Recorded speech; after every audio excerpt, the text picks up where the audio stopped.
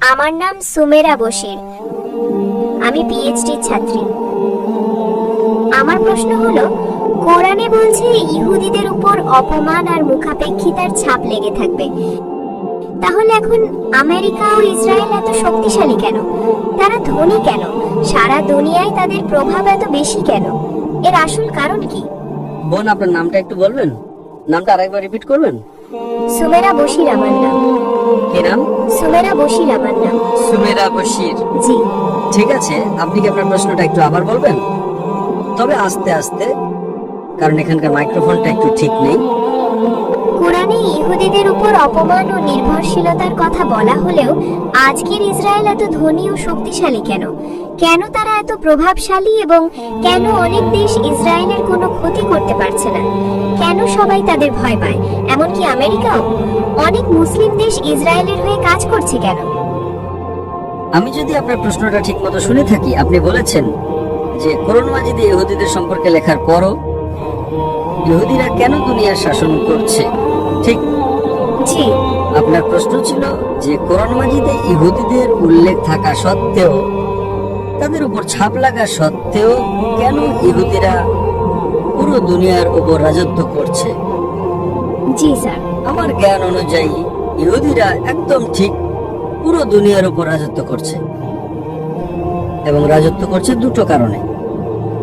এক নম্বর, তারা সব ব্যাংক, দুনিয়ার যত সুদের ব্যাংক আছে সেগুলোর প্রধান নেতা হলো ইহুদিরা।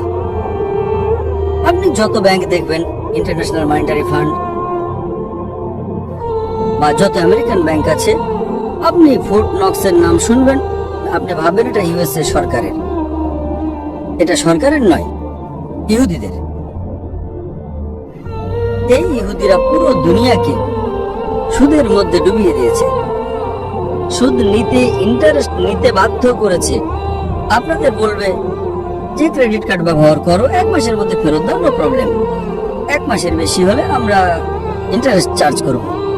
এখন মানুষ যখন ক্রেডিট কার্ড ব্যবহার করে, প্রথমবার ঠিক আছে, পরে ভাবে আরে কি যায় আসে, আর তারপর সে সুদে ডুবতে থাকে। ইন্টারন্যাশনাল মনিটারি ফান্ড, আইএমএফ কি করে? অনেক দেশকে লোন দেয়, লোন দিয়ে আপনাদের দিয়ে ভুল কাজ করায়। আমরা তাদের থেকে লোন নেই কেন? আল্লাহ যখন বলেছেন সুদ হারাম, তখন আপনারা তাদের থেকে লোন নেন কেন? আপনারা যদি তাদের থেকে সুদে লোন নেন, আল্লাহ তাআলা আপনাদের সাহায্য করবেন না। কিন্তু আমাদের মুসলিম দেশগুলো আল্লাহর চেয়ে টাকার প্রতি বেশি ভালোবাসা আছে, আল্লাহর চেয়ে টাকাকে বেশি ভালোবাসে। জি স্যার, একদম সত্য কথা বলেছেন। তাই আমরা মুসলিম দেশগুলো নিজেরা ইহুদিদের কাছে যাই। কোরআনের আয়াত আছে, সূরা মাইদা সূরা নম্বর 5 আয়াত নম্বর 82। আহলে কিতাবদের মধ্যে মুসলমানদের সবচেয়ে বেশি ভালোবাসে তারা যারা বলে যে আমি নাসারা, আমি খ্রিস্টান, আর সবচেয়ে বড় শত্রু হলো ইহুদিরা। এটা কোরআনের আয়াত। তারপরও আমরা কোরআনের আয়াত পড়ি না বা ভাবি যে টাকা আমাদের বাঁচাতে পারে। আমাদের প্রতিবেশী দেশ আছে, প্রতিবেশী দেশ মানে আপনাদের নজর একদিক থেকে একটু সরিয়ে অন্য প্রতিবেশী দেশও আছে। আমেরিকাকে তারা 20 বছর ধরে নাস্তানাবুদ করে ছেড়েছে, করেছে কিনা? আমি আফগানিস্তানের কথা বলছি, ইন্ডিয়ার নয়। প্রতিবেশী দেশ বলতে প্রথমে এলো রাশিয়া, তাদের উপর হামলা করলো। তখন আমেরিকা তাদের ট্রেনিং দিল।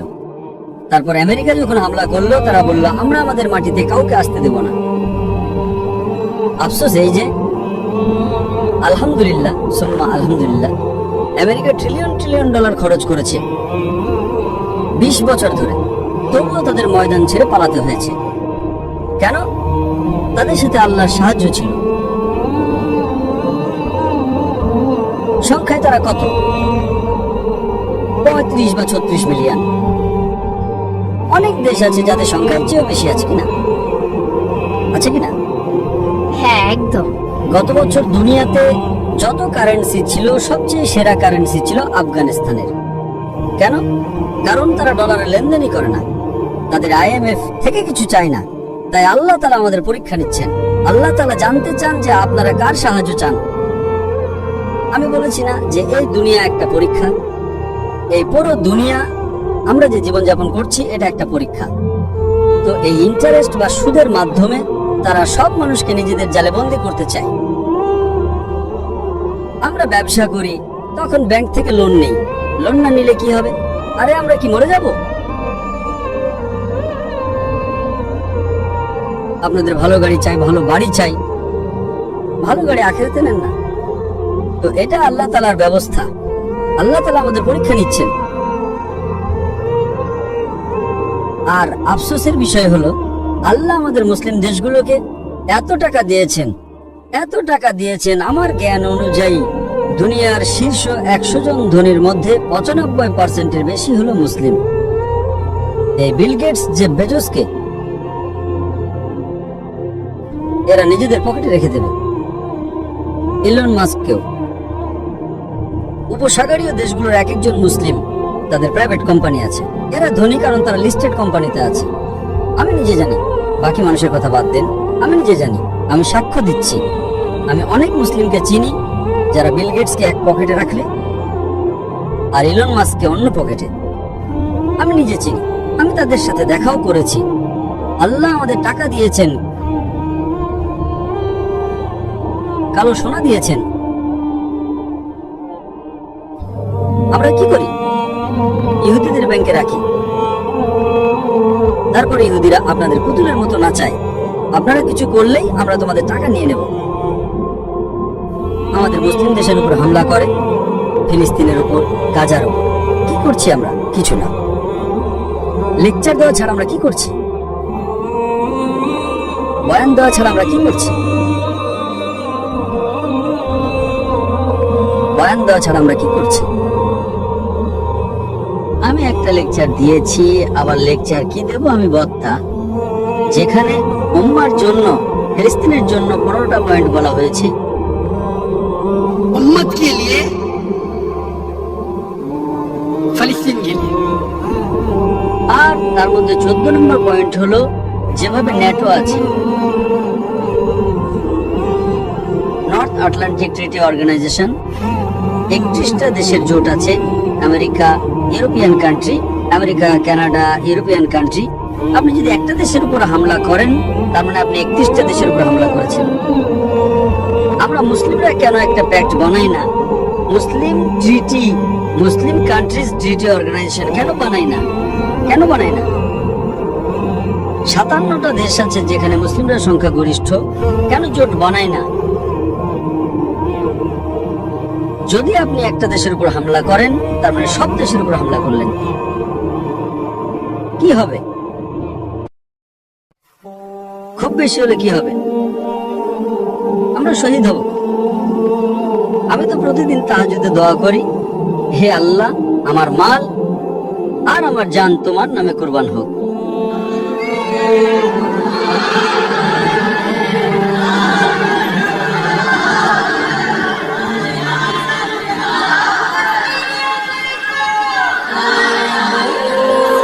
ইন্ডিয়াতে আমি প্রতিদিন রাতে তাহাজ্জুদে দোয়া করতাম। তো 2016 সালে দাওয়াতি কাজের কারণে আমাকে হিজরত করতে হয় ইন্ডিয়া থেকে মালয়েশিয়ায়। তো আল্লাহ আমার অর্ধেক দোয়া শুনেছেন। আমার পুরো সম্পদ ভারত সরকার বাজেয়াপ্ত করে নিয়েছে। অর্ধেক দোয়া শুনেছেন। এই জন্য আমি যখন দোয়া করি, আমি কখনো দোয়া করি না যে সম্পদ ফেরত পাই। বলবেন কেন নয়? আরে দোয়া কিসের জন্য? সম্পদ যদি ফেরতই পেয়ে যায়, তাহলে সব কোথায় পাবো? এখনই তো 700 গুণ পেয়ে গেছি। আমি কি বোকা যে সম্পদের জন্য দোয়া করব? আল্লাহ কি করেছেন? নতুন ব্যবসা শুরু করিয়ে দিয়েছেন, নতুন সম্পদ দিয়েছেন। কি করেছেন? আমি ভেবেছিলাম আখিরাতে পাবো, দুনিয়াতেই শুরু করিয়ে দিয়েছেন। নতুন ব্যবসা, নতুন বাণিজ্য, নতুন সম্পদ। তো এজন্য যখন মানুষ বলল যে ভাই পাকিস্তানে তো নিরাপত্তার সমস্যা আছে, তো আমি বললাম আমি তো মাথায় কাফন বেঁধে বেরিয়েছি।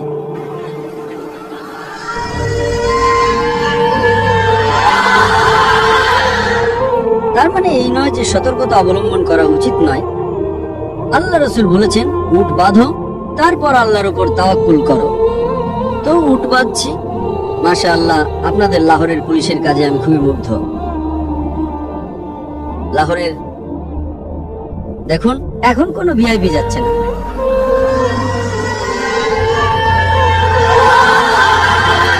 আমি যে সময় এয়ারপোর্ট থেকে এসেছি, মাশাআল্লাহ পুরো নিরাপত্তার সাথে, আমি তাদের অনেক ধন্যবাদ জানাতে চাই।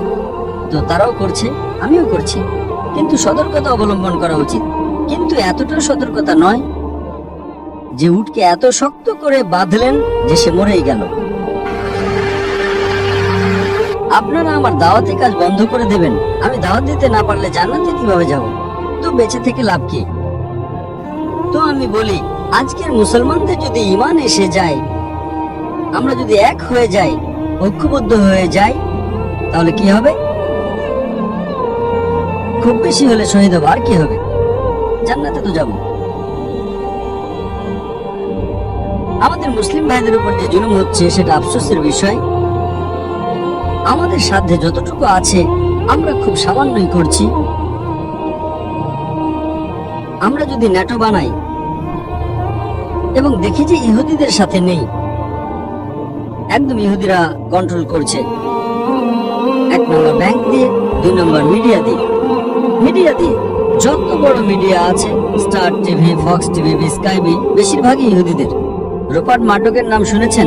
রুপার্ট মার্ডক, তাকে মিডিয়া এক্সপার্ট বলা হয়। তো ইহুদিরা দুটো জিনিস দিয়ে কন্ট্রোল করছে, ব্যাংক দিয়ে, সুদ দিয়ে এবং মিডিয়া দিয়ে। যখন মানুষ মুসলমান হতে শুরু করলো, যখন লাইভ জেনোসাইড দেখতে শুরু করলো সোশ্যাল মিডিয়ায়, তখন সোশ্যাল মিডিয়া ব্যান। আমার বেশিরভাগ সোশ্যাল মিডিয়া ব্যান। আমি যখন ফিলিস্তিনের কথা বলি, আমার টুইটার বন্ধ, আমার ইনস্টাগ্রাম বন্ধ, 1 মিলিয়ন 2 মিলিয়ন বন্ধ। ফেসবুক আলহামদুলিল্লাহ এখন পর্যন্ত সুরক্ষিত আছে, তবে মাত্র 24 মিলিয়ন। এটা 100 মিলিয়নের উপরে যাওয়া উচিত। এটা কি শ্যাডো ব্যান করেছে? ব্যান নয়, শ্যাডো ব্যান। শ্যাডো ব্যান মানে আটকে রাখবে, বেশি ছড়াতে দেবে না। একই জিনিস আমার ইউটিউবে মাত্র 4 মিলিয়ন। আমার 100 মিলিয়ন হলে আমি জান্নাতে যাব। ব্যান হলে জান্নাতে যাওয়ার চান্স বেশি, হ্যাঁ কি না? আল্লাহর বার্তা পৌঁছে দেওয়ার। তো মিডিয়ার ব্যবহার আমাদের সঠিক উপায়ে করা উচিত আল্লাহর বার্তা পৌঁছে দেওয়ার জন্য। আল্লাহ আমাদের এত ক্ষমতা দিয়েছেন, এত সংখ্যা দিয়েছেন, এত টাকা দিয়েছেন, আমরা ভুল জায়গায় খরচ করছি। ইহুদিরা কত শতাংশ? খুব কম। পুরো দুনিয়ায় 16 মিলিয়ন। আপনাদের একটা শহরেই এসে যাবে, করাচি শহরে। 16.495 মিলিয়ন মুসলমান 2024 সালের হিসাব অনুযায়ী। আমরা যদি আল্লাহ ও আল্লাহ রাসূলের উপর ভরসা করি আর বিশ্বাস করি, আল্লাহ তাআলা সূরা বাকারায় বলেন, সূরা নম্বর 2 আয়াত নম্বর 261-তে, যদি আপনি আল্লাহর রাস্তায় একটি শস্য দানা দেন, আল্লাহ আপনাকে 7টি শীষ দেবেন। 7টি শীষ, প্রতিটি শীষে 100টি দানা, অর্থাৎ 700 গুণ, 70,000% লাভ। এটা সর্বনিম্ন। আল্লাহ আরো দেবেন। আমাদের যদি বিশ্বাস থাকে তাহলে তো আমরা করবো, তাই না? আল্লাহ তাআলা আমাদের পরীক্ষা নিচ্ছেন, আপনাদের সম্পদ দিচ্ছেন, দেখছেন আপনারা কোথায় সম্পদ খরচ করেন। আমি সবসময় বলি, আল্লাহকে আপনাদের ব্যবসায়, আপনাদের বাণিজ্যে পার্টনার বানান। ব্যবসায় কখনো কমতে আসবে না। আমি আল্লাহকে পার্টনার বানিয়েছি, পুরোটা চলে গেছে, আবার নতুন করে দিচ্ছেন, কি সমস্যা তো নেই। আমি মাসে শুধু 2 বা 3 দিন দিই আমার ব্যবসার জন্য। কতদিন? 2 বা 3 দিন। মাসে কোটি কোটি টাকা আয় করি, কোটি কোটি টাকা দরকারই নেই। আমার আর আমার স্ত্রীর থাকার জন্য দরকার $500। $500 মানে 1.5 লাখ রুপি, অনেক হয়ে গেল। প্রতি মাসে কোটি কোটি টাকা দিচ্ছেন। আপনারা আল্লাহর সাথে আল্লাহকে আপনাদের বিজনেস পার্টনার বানান। আল্লাহ তাআলা বলেন, কে আছে যে আল্লাহকে লোন দেবে, ঋণ দেবে এবং আল্লাহ সেটা বহুগুণ বাড়িয়ে দেবেন। তো এই হলো অবস্থাপন। এর কারণ হলো আমরা মুসলিমরা কোরআন ও হাদিসের উপর আমল করছি না। আমরা যদি কোরআন মাজিদের উপর আমল করি, আজ আমি যে বয়ান দিয়েছি তার উপর আমল করি এবং আল্লাহর উপর ভরসা করি। আপনারা কেন ইহুদিদের উপর ভরসা করেন? কেন একটা ইন্টারন্যাশনাল মনিটারি ফান্ডের উপর ভরসা করেন কেন? আপনাদের কাছে তো উদাহরণ আছে কি না? लेकिन आखिरत में तो ऊपर है ना, आएंगे ने। তো আমরা যদি কোরআনের উপর আমল করি তাহলে ইনশাআল্লাহ কেউ আমাদের অপমানিত করতে পারবে না, কেউ আমাদের হারাতে পারবে না, কেউ আমাদের পরাজিত করতে পারবে না। আর ইনশাআল্লাহ এমন সময় আসবে, কোরআন মাজিদে 3 জায়গায় আল্লাহ তাআলার ওয়াদা আছে। সূরা তাওবা সূরা নম্বর 9 আয়াত নম্বর 33, সূরা ফাতাহ সূরা নম্বর 48 আয়াত নম্বর 28 এবং সূরা সাফ সূরা নম্বর 61 আয়াত নম্বর 9। هو الذي أرسل رسوله بالهدى والدين الحق ليظهره على الدين كله। আল্লাহ তার শেষ নবী মুহাম্মদ সাল্লাল্লাহু আলাইহি ওয়াসাল্লামকে হেদায়েত আর সত্য দিন সহ পাঠিয়েছেন যাতে তার সমস্ত দিনের উপর বিজয়ী হয়। चाहे वो क्रिश्चियनिज्म हो, जुडाइज्म हो, हिंदुइज्म हो, बुद्धिज्म हो, सोशलिज्म हो, सेक्युलरिज्म हो, एथिज्म हो, कुल्ले সবকিছুর উপর বিজয়ী হবে। আর 2 জায়গায় আল্লাহ তাআলা বলেন, वकफा बिल्लाहि शहीदा। এক জায়গায় যে আল্লাহর সাক্ষ্যই যথেষ্ট, আর 2 জায়গায় আল্লাহ বলেন वलकाय मुशरिकुन। মুশরিকরা যতই অপছন্দ করুক না কেন তবু এই দিন বিজয়ী হবে।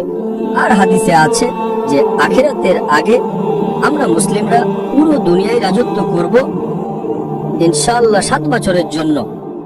7 বছরের জন্য আমরা দেখতে চাই যখন আল্লাহ ওয়াদা করেছেন তখন আপনারা কেন কোরআন থেকে দূরে সরে যাচ্ছেন? কেন আপনারা কোরআন থেকে দূরে সরে যাচ্ছেন? এখন এটা কবে হবে জানা নেই, 10 বছর পর, 100 বছর পর, 1000 বছর পর, কিন্তু আল্লাহর ওয়াদা অবশ্যই পূরণ হবে। আমরা ইনশাআল্লাহ পুরো দুনিয়ায় শান্তির সাথে রাজত্ব করব। সেজন্যই কোরআন বিশ্বজনীন প্রয়োজন। আর আমাদের কোরআনের উপর আমল করা উচিত। দুনিয়াতে আপনার যতই মনে হোক ক্ষতি হচ্ছে, আল্লাহ তাআলা বলেন যারা দুনিয়া চাইবে আল্লাহ দুনিয়া দেবেন, আখিরাত দেবেন না। আর যারা আখিরাত চাইবে আল্লাহ তাআলা বলেন আল্লাহ আপনাদের আখিরাতও দেবেন এবং দুনিয়াও দেবেন। আশা করি উত্তর পেয়েছেন।